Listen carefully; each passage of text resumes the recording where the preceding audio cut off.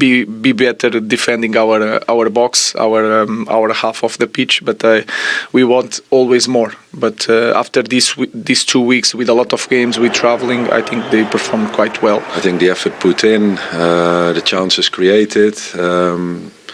It's all there. Of course, dealing with both boxes is always the challenge, and it's the difference at this level. It showed again today.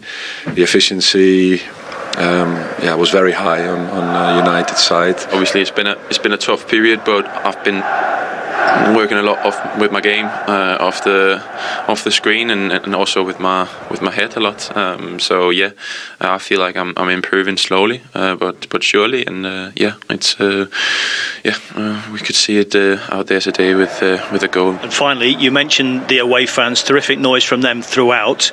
They've got a song about you, and I can't get that tune out of my head at the moment. I don't know if you've heard Bonnie Tyler, It's a Heartache, but that's the tune that they sing to your name. Yeah, I cannot understand. I just want to win games, and for them to have these good moments that they deserve. But we are far from what they want for this club. So I don't carry away from that with that things. So we have a lot of things to do. It is a great song, and we do have to say the Manchester United fans away from home, and you know this, they're absolutely fantastic. They did not stop singing today, did they? No, they're incredible. Obviously, they've experienced it for many years, and I think they're the best. Yeah, they're amazing. First of all, let's talk about Aidan Heaven, because so unfortunate. I mean, how composed did he look? He looks great. Obviously, we've got a gentleman that knows about being a young man playing at this massive football club, but I think they've unearthed a little gem here, in my opinion. Natural left footer. They're so confident. Look, they're just showing there. They're building out from the back down his side. That's a testimony to him. But he's never phased. Look at this composure. Running out, knows he's under pressure, gets the foul, not worried about it at all. And he's just, again, that natural lefty. Defends as well. As you can see, Daka's not slow by any stretch. But look at this composure. Gets up. There you go. Let's go out and play. No rush, no panic. But I like this as well, Wayne. Just coming out here on his left-hand side. He's looking for something, not what he wants on. So what do you do? Normally you turn back and panic. No, goes past, still positive, driving forward, gets the foul for his team. And this is the best clip out of them all, in my opinion. For any young defender watching or any parent watching, look, he passes the ball, doesn't stand there and admires, gets back, like all defenders should, thinking, what if something goes bad? It happens to go bad in this situation, but look who's there. Great block there, gets up, block again, number 2, but look, no pumping fists, no screaming to the fans, just does his job. And unfortunately, in this situation, clears the ball well, and unfortunately leaves on a stretcher. But we have heard that he's walking out in a boot, which is great to hear. Only his first Premier League start. For me, he's going to have a massive future. Yeah, so comfortable on the ball. And Wayne, you know, any player who pulls on the Manchester United jersey is under pressure, but especially when you're a young player and you know all about that. Yeah, obviously it's a huge football club, and at this time now, when it's not maybe going right, to come in and play for Manchester United at 18, it's a lot of pressure, because them expectations are on you from the first minute. But I think in the games he's played, I think he's been fantastic. And I come in as an 18-year-old at Manchester United, and you do feel that pressure. But to come in as a centre-back, which is obviously a position where you can't afford to make mistakes, otherwise you get punished, is very difficult. And he looks like he's been there for years, so that's the biggest compliment I can give him. And also with the club under so much scrutiny at the moment as well, so there's that added pressure as well, isn't there? Yeah, there is, and obviously he's coming from Arsenal as well. He knows what it's like to be at a big club, being at Arsenal, so I think that will have helped him. But he doesn't look like he's playing with pressure. He looks calm, he's composed, he gives them good balance, obviously with his left foot, he looks quick, he looks like he likes defending, so I think he's a real coup for Manchester United. Yeah, and we wish him a speedy recovery, of course. Let's look at the other end of the pitch, and you were really impressed with United's finishing today.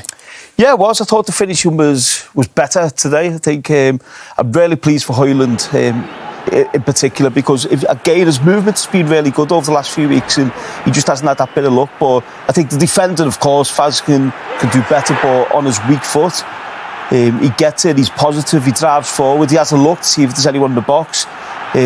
He takes the option of shooting on his weak foot, and it's a fantastic finish. But I love this, the work rate from Garnacho, from Ugarte.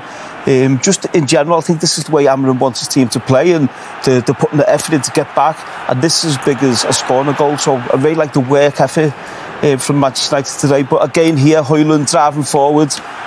gives it to Garnacho, cuts inside. Good finish. Unfortunately, it's just offside, but he goes again. They keep playing. Bruno again, who was at the heart of everything, gets the ball through to Garnacho and no thought about finishing. It's the first time. It's a really good finish.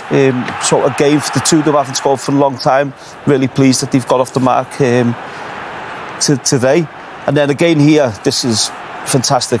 Yeah, and then Delap just obviously as he pulls there. I just wanted to ask you, Wayne, how hard is it to stand still? Because most people in football run. You see here, Fernandes makes this. It's a great ball for Delap, but because he stands, I've seen you do this many a time. I just wanted to explain to myself and to everybody watching just how hard is it just to stand there. Well, obviously Bruno's scanning, so he sees Dalot obviously run down the right, and then what he's done, he's allowed the Leicester defenders to run back towards the goal, and then he just puts the brakes on. He slows himself right down.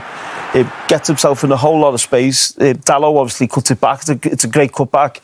And then Bruno, because he's slowed himself down, he can compose himself, and it's a first time finish, and it's a fantastic finish. But I think with Bruno, I think again 2 assists today, another goal.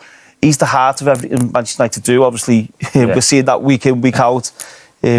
Look at this. Stats here. Well, at this point, I have to say, Troy, we are in the presence of greatness here, aren't we? Oh, we know. You know what I mean? Yeah, we've been fanboying all day, haven't we? Let's call it right. We're in my opinion, this is the greatest English player to ever play, in my opinion, and doesn't get the credit he deserves. But when you see the numbers like that, 93 assists for Man United, legend, and also he was quite a nice bloke as well, so it helps. But I think what Bruno's doing here is, obviously, it's well documented. The team have not been in the best form over the last few years, but Bruno is the one who's consistent with his performances, his goals, his assists. So I think that's really impressive to get to 50 already, 50 assists. Also, Wayne, just in his interview, Ruben Amorim said, we want more. Have they got enough to win the Europa League, do you think?